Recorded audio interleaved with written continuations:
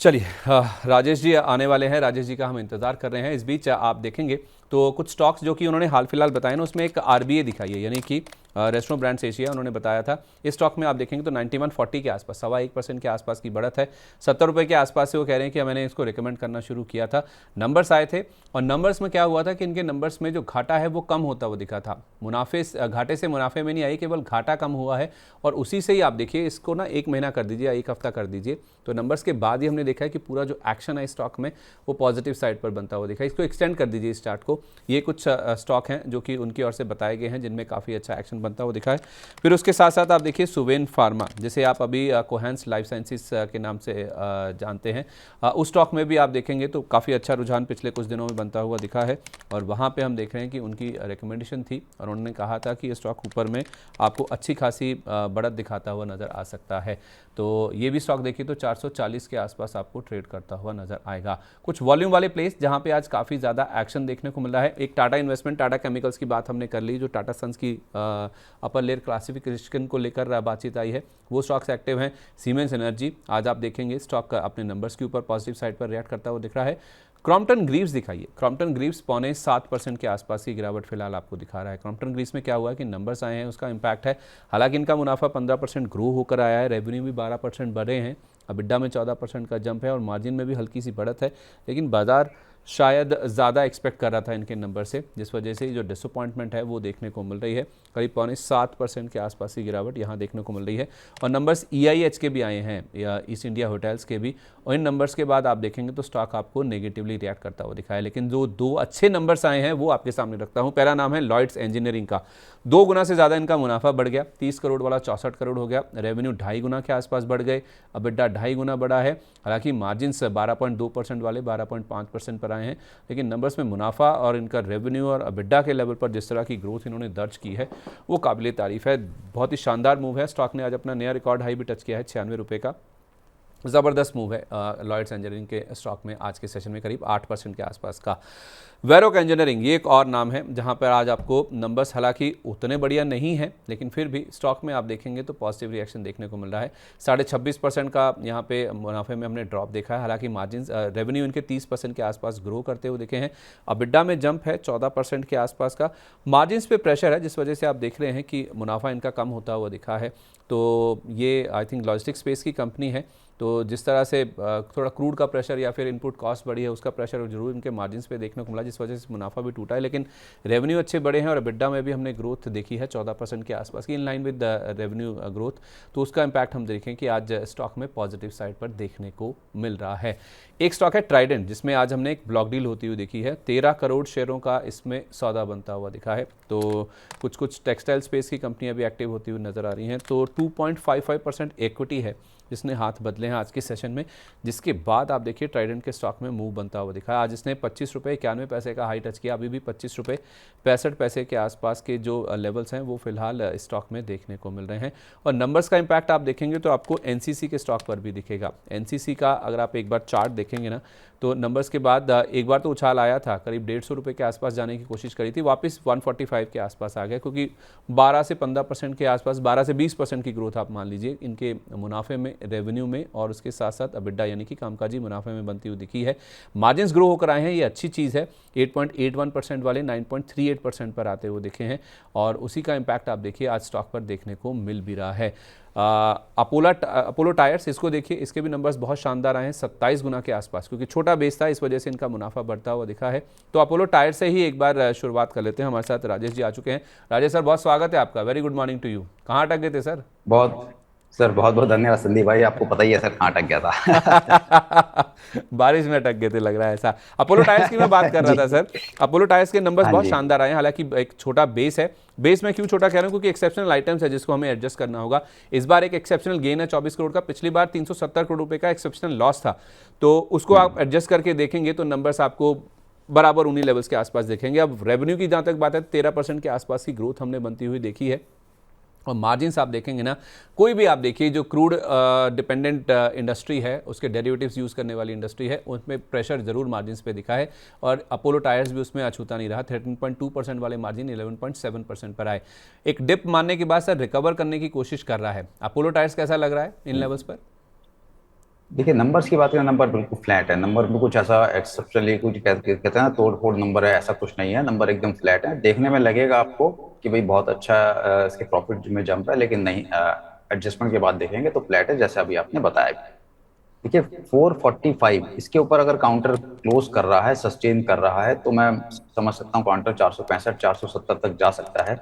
Lower level पे जब तक ये 415 के ऊपर है तब तक कोई इसमें डरने घबराने की बात नहीं है। ट्रेंड चेंज कर रहा है ये काउंटर, थोड़े समय साइडवेज रह सकता है 445 से 430 की रेंज में। उस रेंज के अंदर बिल्कुल बाई किया जा सकता है। 415 का स्टॉप लॉस। हायर लेवल पे अगर 455 460 निकला तो फिर 475 तक भी देख सकते हैं, पर बहुत ज्यादा अपसाइड मिलेगी अपोलो टायर में, मुझे डाउट। एक आपका पसंदीदा शेयर सर LIC, जिसमें हमने इस हफ्ते एक OFS भी देख लिया और अब नंबर्स आए हैं। नंबर्स का रिएक्शन आज हम स्टॉक में देख रहे हैं। इनका जो टोटल एनुअल प्रीमियम इक्विवेलेंट है, टोटल APE, उसमें 8.2% का जंप है। जो वैल्यू ऑफ न्यू बिजनेस है वो बहुत शानदार बढ़कर आई सर, 61.3% का जंप है। हम बात कर भी रहे थे सर, आप कह रहे थे कि नंबर्स में कुछ बहुत ज़्यादा तोड़फोड़ होने की उम्मीद नहीं है, लेकिन तोड़फोड़ हो गया सर मार्जिन में।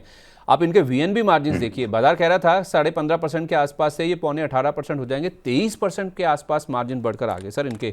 LIC ने ऐसा क्या कमाल कर दिया सर, इनके मार्जिन इतने बढ़कर आ गए, ये कुछ अलग ही पिक्चर बयां हो रही है। तो देखिए अब नंबर किस तरह, तो क्या ही कमेंट करूंगा, लेकिन हाँ चार्ट पैटर्न तो ये बता रहा है कि इसने बॉटम बना लिया है। लोअर लेवल पे लेना ही है। आपको याद होगा हमने इस पे बाय बोल भी दिया था, कहा था आप OFS में भी पार्टिसिपेट कीजिए, मार्केट पे मिलता है तो वहां भी ले लीजिए। तो पहला टारगेट मेरे हिसाब से 420 है, पर उसके बाद 450, ये दो लेवल के लिए प्ले कर सकते हैं। समय लग सकता है, पर जिस तरह के नंबर्स हैं, जिस तरह का अब इसकी पोजिशनिंग है, मुझे नहीं लग रहा ये लोअर लेवल दिखाएगा। और यहाँ से रिस्क रिवॉर्ड बहुत बेहतर है, लॉन्ग करके ही चलना चाहिए। और सर संदीप जी, आपने देखा होगा कल डाउ फ्यूचर 750 पॉइंट हाई से गिरा और निफ्टी भी डाउन चल रही है, तो ठीक रहा ना व्यू सर? आप कह ही रहे थे डिप आएगा, मैं वेट कर रहा हूँ। नई खरीदारी की राय नहीं है, लेकिन हाँ डिप पे ज़रूर नीचे में कंसीडर किया जा सकता है। तो आपकी राय इंडेक्स पे तो सटीक है ही है सर, कुछ कुछ स्टॉक्स भी आपके बढ़िया हैं ही हैं। अच्छा, आपके स्टॉक्स से याद आया, जो पहले हमने पिछले कुछ दिनों में बातचीत की है, मैं कोहेंस लाइफ डिस्कस कर रहा था सर। कोहेंस लाइफ अच्छा चल रहा है, जी। आपने कहा था कि 470 के ऊपर लें तो इसमें 510 700 और 750 के लेवल्स भी आ जाएंगे। कल हम नज़ारा टेक भी डिस्कस कर रहे थे। कल हुआ क्या सर, नज़ारा जी। टेक ने एक फंड रेजिंग अप्रूव किया है।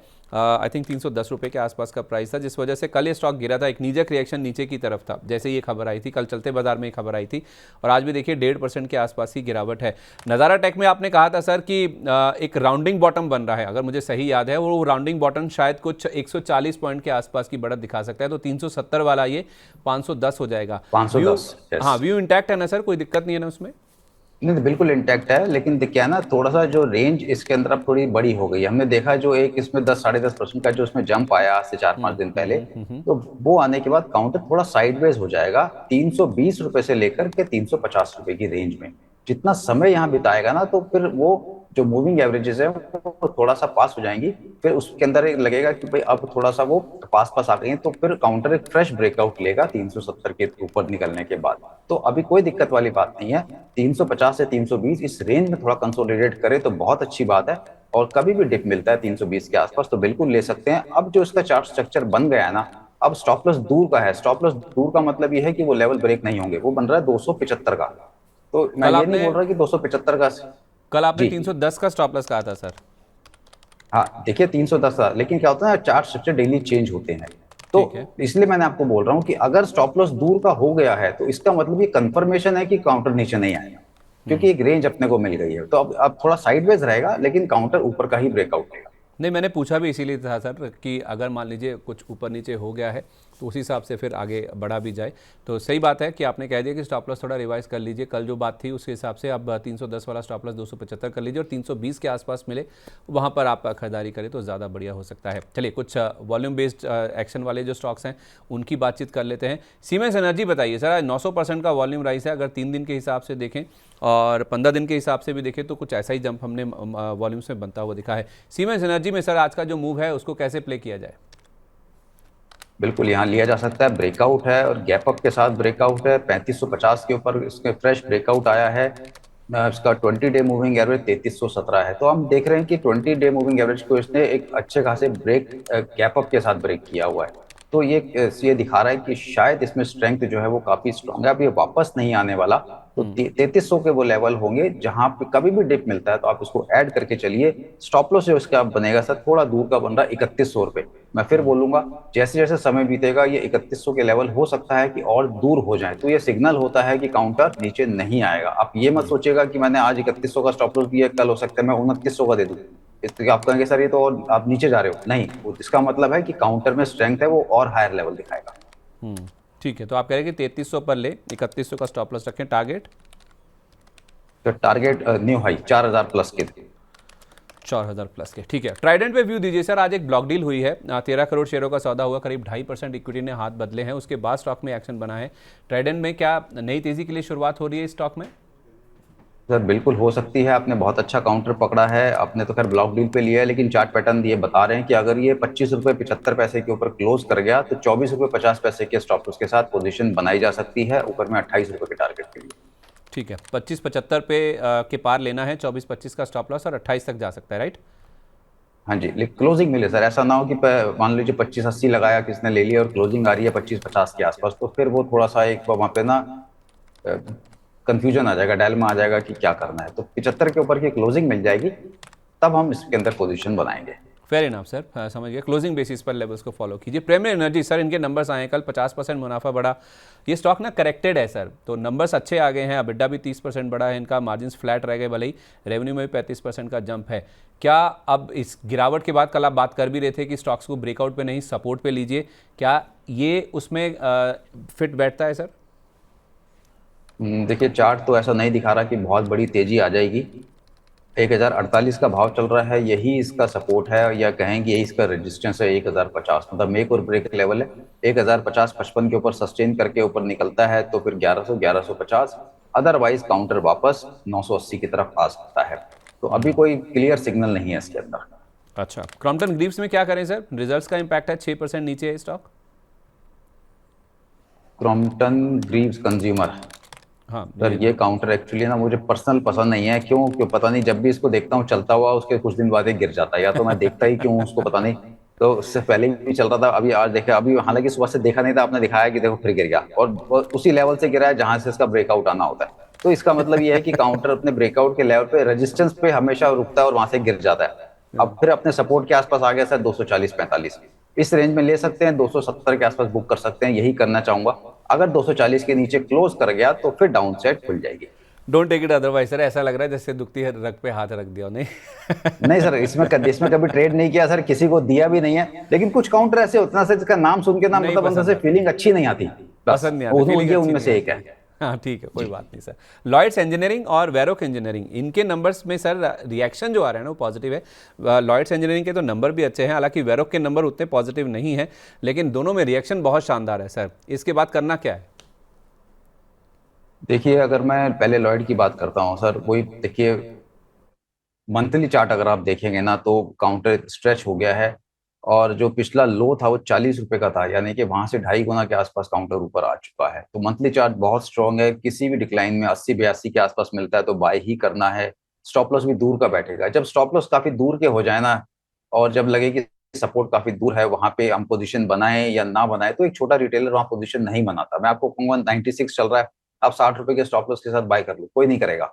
और जब रिटेलर या कुछ इस तरह के लोग बाय नहीं करते, मन में कंफ्यूजन आता, तो संदीप जी मान के चलिए वो काउंटर नीचे नहीं आता है, तो फिर बाद में लोग कहते हैं यार अच्छा रहता 96 पे ले लेते, लेकिन आपका मन आपको अलाउ ही नहीं करेगा लेने के लिए, क्योंकि स्टॉप लॉसेस बहुत दूर के हैं। तो इसका मतलब ये पोर्टफोलियो पिक है, किसी भी डिक्लाइन पे छोटी क्वांटिटी लेके होल्ड कर लीजिए, कोई दिक्कत वाली बात नहीं है, नए हाइज भी आने वाले समय में देखने को मिलेंगे। और वैरोक? सर बैरक के अंदर भी बहुत अच्छा ब्रेकआउट आया है।